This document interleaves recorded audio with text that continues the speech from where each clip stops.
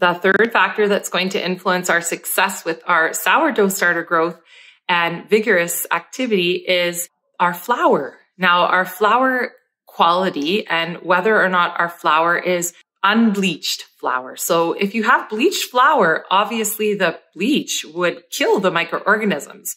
So therefore that wild yeast, the microorganisms that were growing on the grains will no longer be there. So when you go to try to cultivate those, you're not going to get very much activity.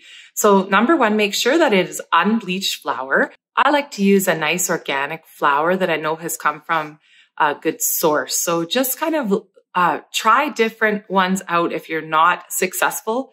If you're not successful with the one that you're using, you can continue with your sourdough starter, but switch the flour.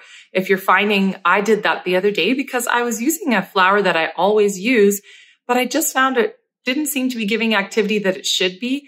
And I thought everything else was fairly controlled. So I decided to just get a new bag of the same type of flour and try using that.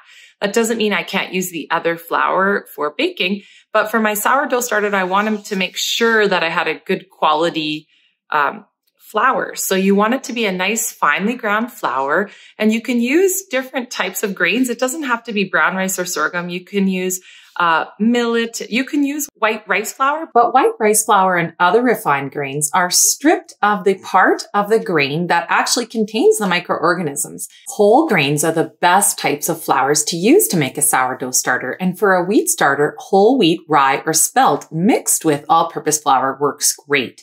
For a gluten-free starter, I recommend brown rice flour or sorghum flour. So if you're having a hard time and you've tried all the other factors, you feel like I've done everything right and I'm just not successful, contact me and maybe we could figure it out together, or someone who's watching can help us figure it out.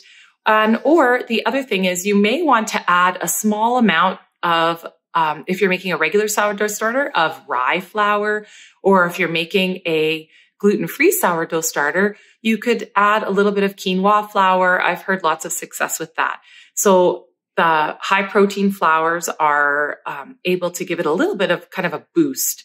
So you could try that as well. The other thing I have heard people trying is adding a little bit of the juice back in, or a little bit of sugar, like maple syrup or like a liquidy sugar, so that it can help to feed it as well. But I don't find that I needed that after day 5. I didn't need to add the juice. So if you're still not having activity, go through the big 3 factors, see if we can figure it out. And if you're enjoying this series so far, please take a moment and give it a review on my site and a comment.